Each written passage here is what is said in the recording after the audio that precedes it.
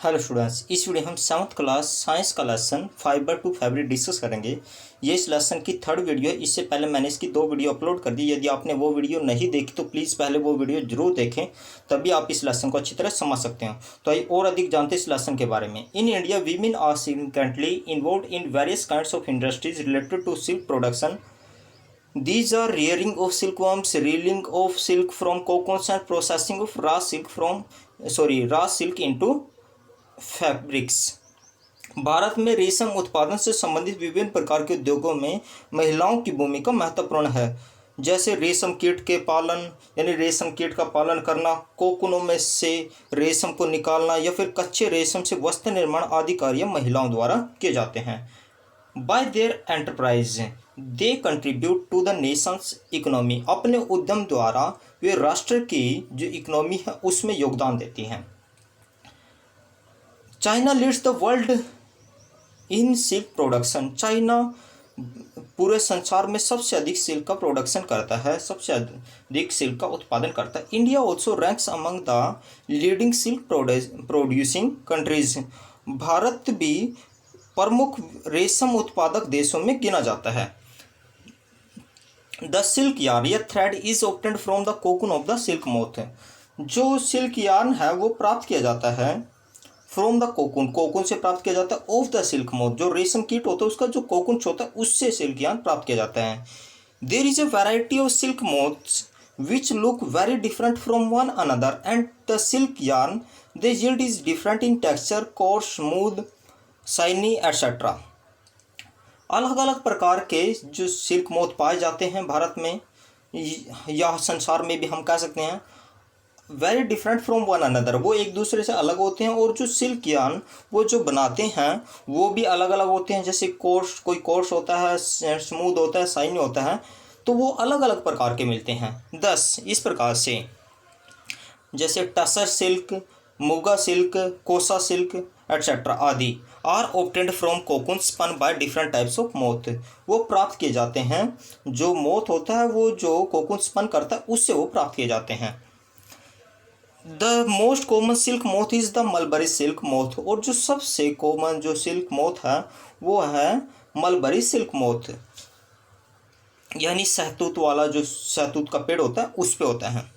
The silk fibre from the cocoon of this moth is soft, lustrous and elastic and can be died in beautiful colours. जो silk fibres होता है जो from the cocoon of this moth, जो इस moth से, इस कीट से प्राप्त किया जाता है, जो मलबरी सिल्क मोथ होता है वो सॉफ्ट होता है, लस्टस होता है यानी सॉफ्ट मुलायम होता है, लचीला होता है और चमकीला होता है। एंड कैन बी डाइड, और उस पर अलग अलग कलर्स के सुंदर सुंदर कलर किए जा सकते हैं।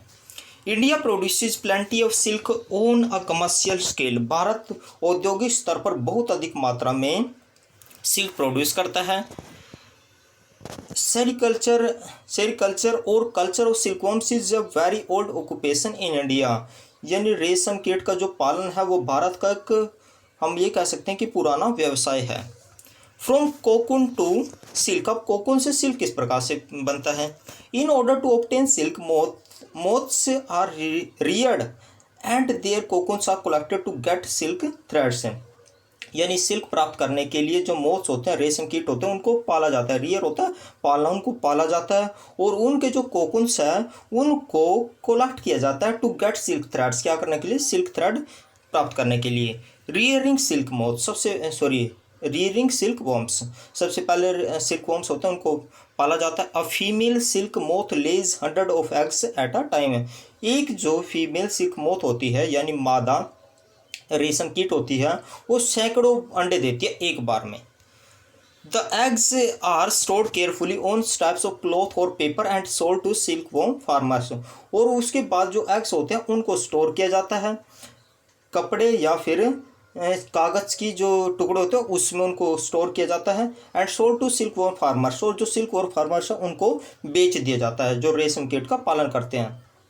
द एग्स आर कैप्ट, ये डिस्कवरी ऑफ सिल्क है, इसको आप रीड आउट कर लेना। द एग्स आर कैप्ट, उसके बाद जो एग्स हैं उनको रखा जाता है। अंडर हाइजीनिक कंडीशंस में रखा जाता है, and under suitable condition of temperature and humidity, यानी उनको एक पर्याप्त या सही तापमान दिया जाता है। यहाँ पर आप देख सकते हो ये मलबरी जो ट्री है, ये मलबरी ट्री है जिसको हम सहतूत का पेड़ कहते हैं। ये इसका लीफ है, लीफ ऑफ मलबरी। ये कोकुन्स, ये आप देख सकते हो ये कोकुन्स है। ये larva feeding on mulberry trees, ये इस पत्ते के ऊपर आप देख सकते हो छोटे छोटे जो कीट बैठे हुए हैं, इसको हम रेशम कीट बोलते हैं। Female silkworm moth with egg से, ये जो फीमेल सिल्क मोथ है ये अंडे दे रही है। आप इसको ऐसे मैं थोड़ा सा जूम करके भी दिखा देता हूँ। ये देखिए ये इसके अंडे हैं और ये छोटा सा जीव आप इस पर देख सकते हो, इस पत्ते पे है, इसको रेशम कीट कहते हैं। तो आगे देखिए क्या क्या होता है। When mulberry trees bear a fresh crop of leaves, then the eggs are warmed to a suitable temperature. हाँ, जो मलबरी ट्रीज होते हैं वो जब उनके पत्ते ताज़ा पत्ते आते हैं यानी नए पत्ते आते हैं, then the eggs are warmed, फिर जो एग्स होते हैं उनको वार्म किया जाता है टू अ सूटेबल टेम्परेचर, एक सही तापमान पर। This suitable temperature changes eggs into larva, उसके बाद जो एग्स होते हैं वो लार्वा में चेंज हो जाते हैं। द लार्वा कोल्ड कैटरपिलर्स और silkworms eat day and night and increase enormously in size. जो लार्वा होता है जिसको हम कैटरपिलर या सिल्कवॉर्म कह सकते हैं, वो दिन रात खाते हैं और उसके बाद वो साइज में बड़े हो जाते हैं।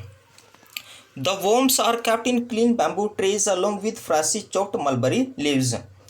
जो वर्म्स होते हैं, जो कीट होते हैं, उनको रखा जाता है जो साफ बैम्बू ट्रीज होती हैं उनमें, अलोंग विद फ्रेशी, और उसमें छोटे छोटे टुकड़े करके मलबरी ट्रीज हैं वो भी रखे जाते हैं।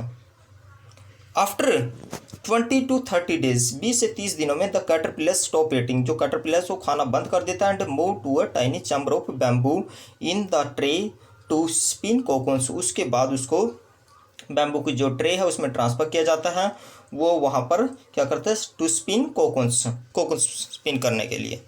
स्मॉल रैक्स और twigs may be provided in the trays to which cocoons get attached, बिल्कुल। जो स्मॉल रैक्स या ट्विक्स में भी प्रोवाइडेड इन द ट्रेज, उस जो ट्रे होती है उसमें छोटी छोटी टहनियाँ भी रख दी जाती हैं, टू विच कोकोन्स, जिससे कोकोन्स अटैच हो जाता है। द कैटरपिलर और silkworms spin the cocoons inside which dwells the silk moth. जो कैटरपिलर है या सिल्क वॉर्म है वो स्पिन्स द कोकोन, वो स्पिन को उसको कोकोन को स्पिन करता है, inside which dwells the silk moth. Processing silk, a pile of cocoons is use for obtaining silk fibres. एक उसका जो कोकोन्स होते हैं उसका एक ढेर होता है जिसको क्या किया जाता है, इज यूज, उसका प्रयोग किया जाता है फॉर ऑब्टेनिंग सिल्क फाइबर गेन करने के लिए।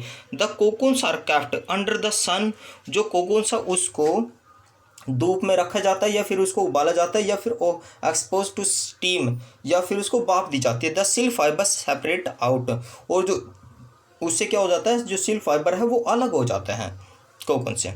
The process of taking out threads from the cocoon for use as silk is called reeling the silk. और ये जो प्रोसेस होती है टेकिंग आउट थ्रेड्स, यानी थ्रेड्स प्राप्त करना फ्रॉम द कोकोन से, फॉर यूज एज सिल्क बनाने के लिए, is called reeling the silk. इसको हम रीलिंग द सिल्क कहते हैं, reeling the silk. Reeling is done in special machine, reeling एक स्पेशल मशीन में की जाती है, which unwind the threads of fibres of silk from the cocoon से। जो क्या करती है, जो मशीन होती है ये थ्रेड को, ये जो फाइबर्स होते हैं उसका जो सिल्क फाइबर्स होते हैं उसको कोकोन से अलग कर देती है। Silk fibres are then spun into silk threads, उसके बाद जो सिल्क फाइबर्स होते हैं then spun into silk threads, उससे फिर क्या बनता है, सिल्क थ्रेड बनता है, which are woven into silk cloth by weavers. और उसके बाद जो ये सिल्क थ्रेड्स होते हैं उससे जो वीवर्स होते हैं वो क्या बनाते हैं, सिल्क के कपड़े बनाते हैं, रेशमी कपड़े बनाते हैं। तो ये लेसन आपका स्टूडेंट्स कंप्लीट हो गया। यदि ये लेसन आपको अच्छा लगा है, ये वीडियो आपको अच्छी लगी तो प्लीज़ इस वीडियो को लाइक और शेयर कीजिए। Thank you students.